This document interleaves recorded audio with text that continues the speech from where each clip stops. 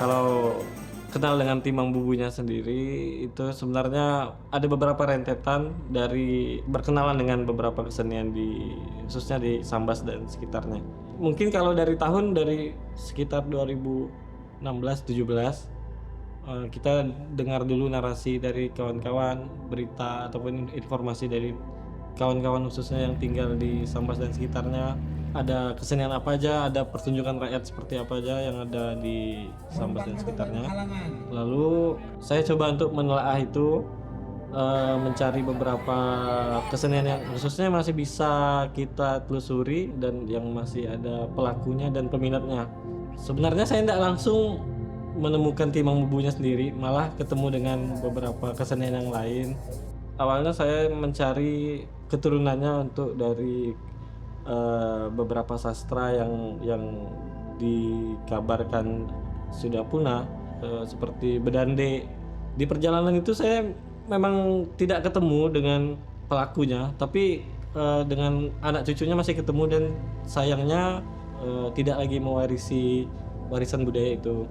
Tiba-tiba ada kayak sebuah perayaan yang kami lewati dan coba saya cari informasi di masyarakat. Oh, ternyata ada permainan Timbang Bumbu itu tadi. Kalau secara bentuk saya tidak asing lagi, tapi secara detailnya akhirnya karena sekilas tadi dan tanpa niat apapun, akhirnya ketertarikan itu tiba-tiba muncul. Mungkin ini jodohnya.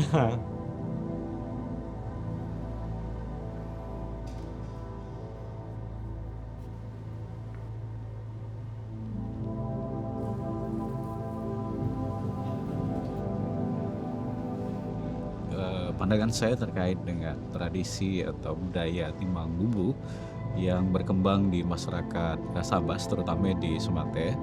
Pertama bahwa perlu kita ketahui bersama bahwa budaya itu merupakan kumpulan nilai pengetahuan masyarakat, lalu kemudian nanti pengetahuan itu diaktualisasikan dalam bentuk perilaku yang lebih real, bisa saja dia dalam bentuk ritual dan lain sebagainya.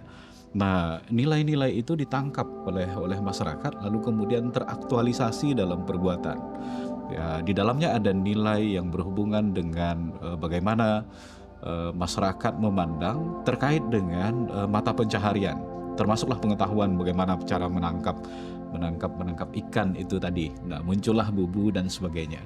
Tapi nanti ketika dia sudah menjadi kebudayaan, sudah menjadi salah satu mata pencaharian dalam masyarakat, nanti dia akan berubah dan seterusnya sesuai dengan perkembangan zaman, sehingga bisa saja dia muncul dalam bentuk pertunjukan dan lain sebagainya.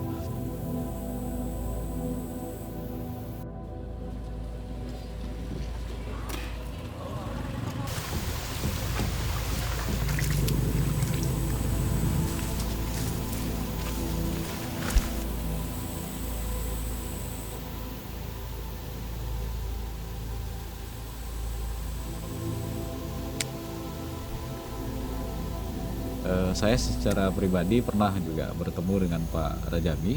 Dari pantauan saya memang orangnya sangat sederhana. Saya coba menghampirinya langsung di luar pertunjukan itu. Setelah kami cerita panjang, dia sosok pria yang tangguh ternyata. Misalnya di luar konteks Timang Bubu pun ada pengalaman lainnya. Ya saya coba menggali secara personal. Ya saya sendiri sangat salut beliau masih mendedikasikan dirinya untuk melestarikan budaya tersebut. Mungkin beberapa momen memang kita butuh sarana dan prasarana yang lebih lengkap untuk merealisasikan semua. Tetapi setidaknya secara personal beliau masih mempertahankan, setidaknya ada pakem-pakem tertentu yang beliau masih pertahankan, yang beliau tidak langgar hingga di masa ini. Kemudian bagaimana beliau mendapatkan panggilan untuk menghadirkan permainan tersebut, bukan masalah nominal tapi masalah antusias. Beliau lebih orientasinya kepada bagaimana antusias masyarakat terhadap Timang Bubu dibandingkan bagaimana nominal yang beliau dapatkan.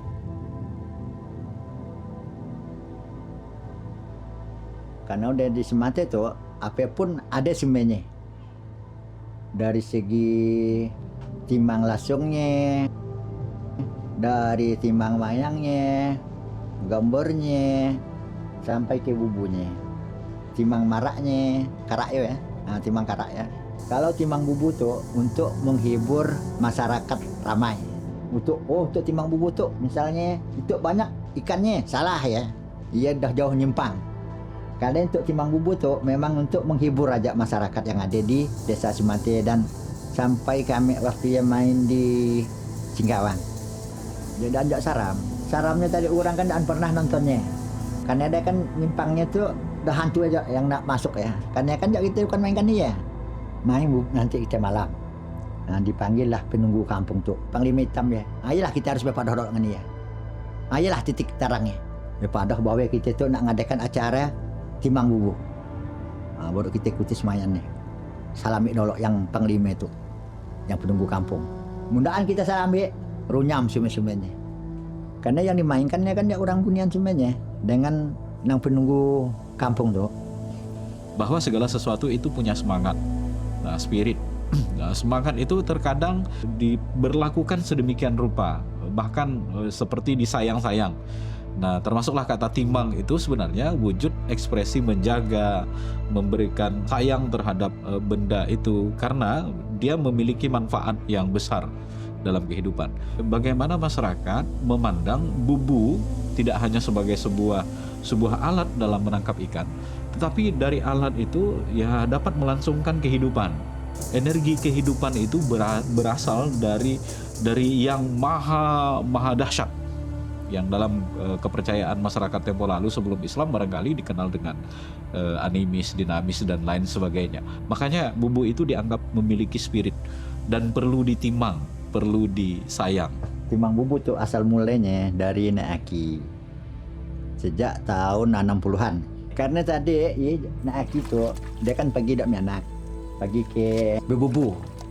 Awalnya tadi ya dia dapat tadi ya, entah dari mana datang lagu tadi saya pun tak tahu, lalu dinyanyikan lagu tadi ya bubu di atas kabing, lalu bisa nari seorang. Jadi si anak tadi ya karena tidak boleh ikan tadi melihat bubu yang nari tadi ya, bubu ya dibawa baliklah ke rumah. Datang di rumah dinyanyikan lagu Yagi, alhamdulillah tadi ya berjagat lagi. Ayolah awalnya tadi ya sampai sekarang tuh kami anakkanlah ya tadi lagu yang ya cuman dari lagu aja. Kapan itu terjadi? Nah, tentu sebelum Islam mulai masuk di wilayah Kepulauan Melayu. Bisa saja sebelum Masehi atau bahkan mungkin sebelum abad ke-5 Masehi, karena di kita dari data arkeologi itu masyarakat di Sambas sudah berpenghuni sebelum abad ke-7 Masehi.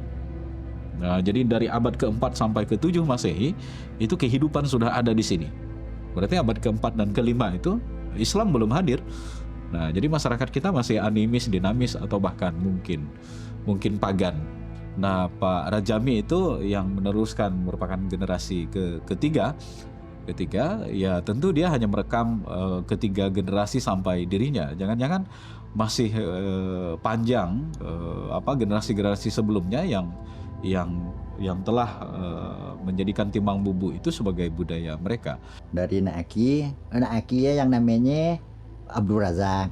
Meninggal Nak Aki tadi, yang kedua mewarisi, yang kedua ya namanya Bapak Surji, panggilannya Pak Dolah. Dari APD keturunan tadi kan, dari Nak Aki turun ke abang, pokoknya anak yang laki lah. Yang danya sebelah perempuannya agak kurang. Terkadang memang selalu dihubungkan dengan nasab. Jadi kalau bukan nasabnya, kalau bukan darahnya, termasuklah nanti kalau ada keturunannya dari pihak perempuan misalnya pun juga tidak mengalir itu. jadi ilmu pengetahuan tempo lalu yang mistik-mistik itu terkadang memang melalui perantara yang demikian. Dan itu lazim terjadi dalam masyarakat tradisional.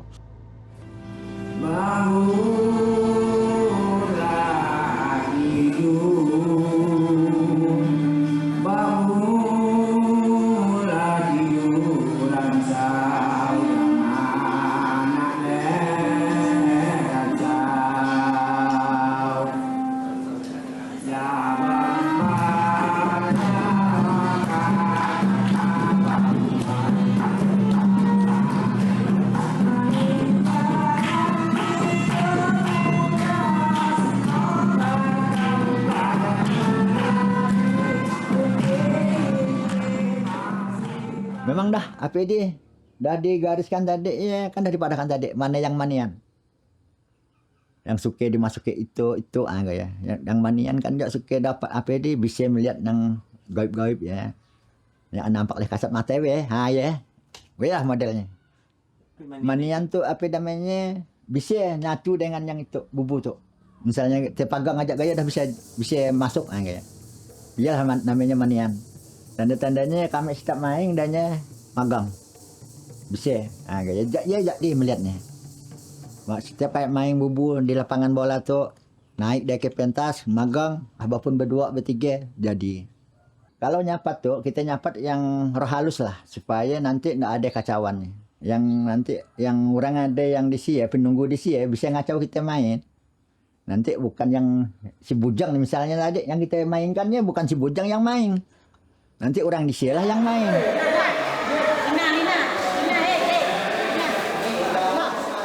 Iya yang kita sapat nanti yang namanya nyapat ya. Baris putih dengan garam naknya. Nak dibalik baris kuning pun jadi masalah. Kalau kita ke baris putih jadi putih lah semuanya. Pengunjung kan dah kita masukkan semuanya. Yang penonton sampai ya anaknya pengunjungnya kita masukkan semuanya. Yang kru-kru tadi ya masukkan dulu baru kita sapat. Jadi kita kasih mantra ya, mantranya pun dari Allah Subhanahu Wa Taala juga yang mari ingin ya kala. Jadi kita polah ya tadi, ia pun penindingnya pun peninding Nabi Muhammad yang kita polah di sini ya. Sebenarnya di Islam di Nusantara itu yang terkena pengaruh Islamisasi itu bukan hanya dalam bentuk perilaku yang terlihat. Kebudayaan-kebudayaan sampai ke mantra-mantra dan lain sebagainya pun juga nanti dalam satu periode itu mengalami proses Islamisasi. Nanti dalam mantra itu akan mencampurkan kalimat-kalimat lazim yang biasa terucap dalam kehidupan masyarakat muslim. Misalnya dimulai dengan membaca bismillah. Terkadang disebutkan berkat aku memakai kata Muhammad Rasulullah atau la ilaha illallah.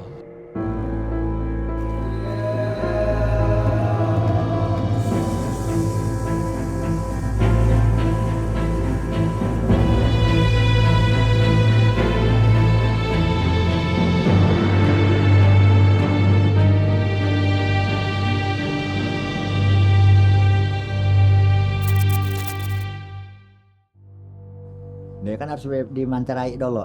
Usah nak diberi-berikan ke luar dari si mati itu biasa nak diberikan. Walaupun saya nang berdekatan gaya pun tak boleh ya. Kalau dah beber-beberkan nanti di desa si mati itu tak ada lagi lah kosong. Yang kami takutkan berikannya kan misalnya itu. Walaupun dia bukan keturunan, dia bisa manian, ada. Hancurlah habis. Memang mantra itu termasuk juga salah satu bagian yang dirahasiakan. Mungkin tujuannya agar kesaktiannya masih tetap terjaga. Sepertinya menjadi syarat untuk pelestari mantra itu, dan itu saya kira menjadi mantra itu menjadi eksklusif. Ini hanya dimiliki oleh keluarga tertentu. Memang kami dapat informasi itu ya ada mantranya, cuman yang dikasih itu tidak utuh. Beliau punya pertimbangan-pertimbangan tertentu, seperti ya mungkin kita punya standar, mungkin harus melakukan ini itu untuk mencapai setidaknya untuk mewariskan itu. Dia kan turun ke laki nanti, dia bukunya yang diberikan ke dia nanti. Nah, itu tolong jagakan. Kalau kau mampu, tolong lanjutkan. Kalau tidak mampu, buat carikan lagi yang lain. Dia kan dia melihat di badan kita juga. Oh, itu tidak mampu. Karena yang dah depik kan dia bukan orang gotok. Yang dah depik ya nak nampak. Munkah dah kosong lalu, nak lalu ya, anu bisa diberikan. Dia pun dicari nanti. Dia masih jauh masih. Belum nampak. Kalau pantangannya kan tadi orang datang bulan, kalau masalah cewek datang bulan dengan malam Jumat, iyalah pantangannya. Datang bulan dia nak mau, karena dia nak main, dia kan dah datang bulan kan kotor deh, belum mandi suci, dah dibersihkannya badannya nanti baru dia. Karena kalau kita main di malam Jumat, karena banyak gangguannya, roh-roh yang nganok berdatangan, para lembut-lembut ya. Iyalah kak makai dan dibalik jadwal untuk main timang bubu tu di malam Jumat dan boleh dari zaman abang sampai ke aku tu.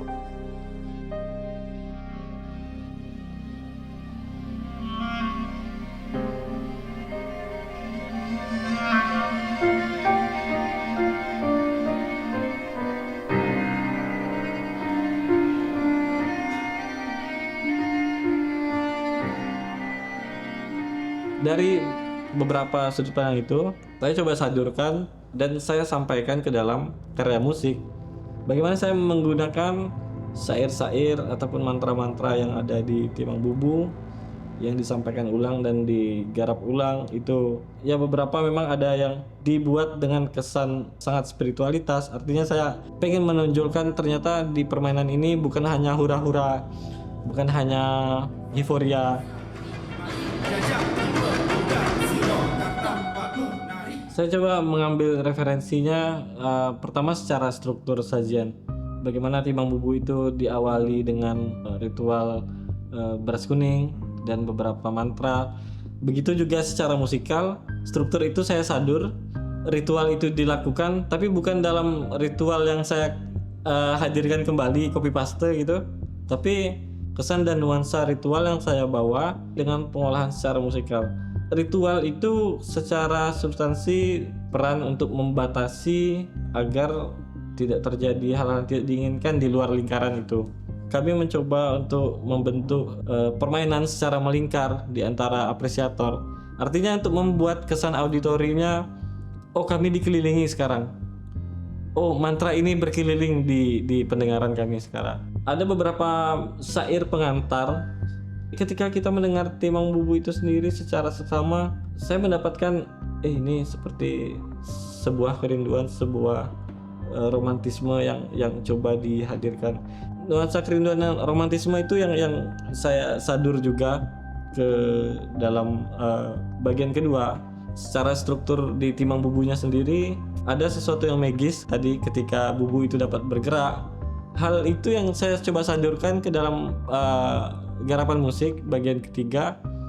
Unsur magis saya sadurkan ke dalam sebuah teknologi. Unsur magisnya tetap saya bawa, tetapi mungkin yang terdahulu secara spiritual, yang hari ini saya hadirkan secara teknologi. Artinya gini, saya coba membangun sebuah instalasi media yang dapat berlaku secara interaktif. Artinya ketika satu sama lain bisa saling tanya jawab, kondisi yang terjadi sama dengan kondisi Timang Bubu. Bagaimana si katakanlah ini ada juru kunci, bagaimana juru kunci melakukan persuasif terhadap si pemain bubunya.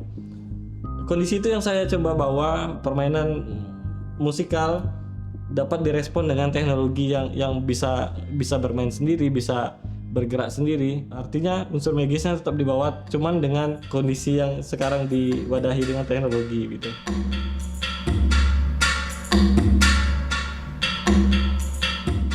Untuk kondisi keseluruhan memang terdapat euforia dan disforia. Artinya dalam sajian timbang bubunya sendiri memiliki kegembiraan ketika dipertontonkan. Nah, euforia dan disforia tersebut yang coba saya sadur ke dalam karya bagian terakhir. Apa tampilannya kan dirubah untuk kepentingan publikasi, kepentingan pembelajaran dan lain sebagainya. Sebagaimana yang dilakukan oleh kawan-kawan seperti Rama Anggara itu, saya kira itu terobosan yang sangat luar biasa saya kira. Pertama bisa memperkenalkan kebudayaan kita, kebudayaan dari Sambas itu, karena kebudayaan ini kan juga sebagai bagian dari identitas dengan tampilan yang berbeda. Awalnya barangkali bersifat sakral, tidak boleh dipertunjukkan misalnya, tapi kemudian bisa dipertunjukkan ke masyarakat luas. Karena saya izinkan, karena adanya pun saya berikan nama aslinya, nama bubu yang aslinya bukan nama bubu. Ya karena ada 4 mati aja kami dengan dan karena adanya dari ujung pandang, jadi kita berikanlah dari jauh-jauh. Cuman saya pesankan, usah nak kau berikan lagi selain kau udah untuk kau aja. Karena adanya masyarakat APD atas nama APD, nama kebudayaan kita semati. Ya alhamdulillah.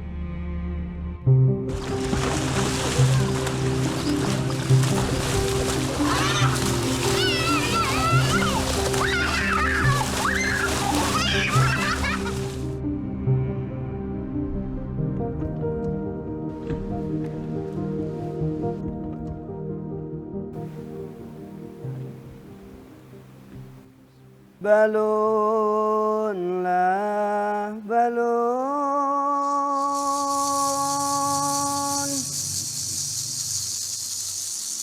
balonlah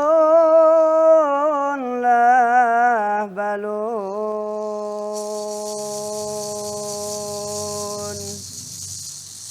gelombang balon.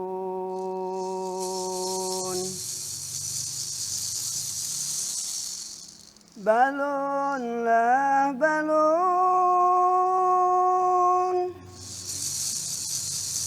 menampu si batang rasau.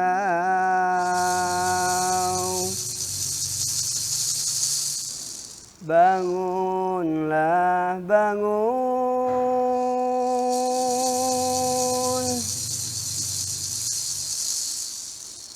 bangunlah bangun, saudara bangun.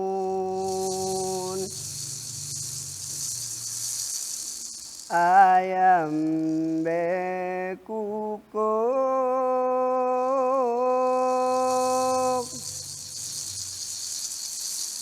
ayam bekukuk,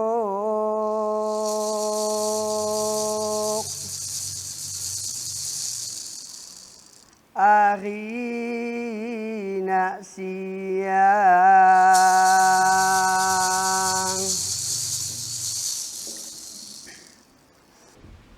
Ya lokar ya bamban, tatake bamban sili baratari, main jangan dipemuda, si lokar tanpa menari, ice masih bandar. Jadi tadi udah kita lihat pertunjukan dari personil kami, jadi kita cari untuk penonton. Penonton siapa yang mau coba pertunjukan timbang bubu? Coba penonton.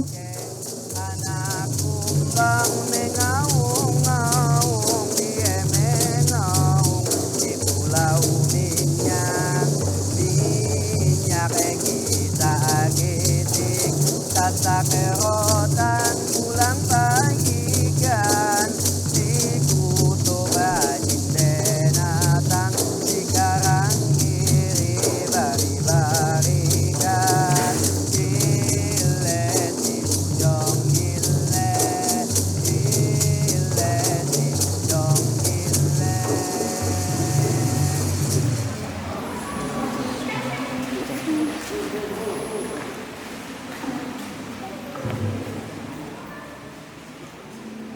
tidak bisa kita pungkiri bahwa segala sesuatu itu diwariskan dari keluarga.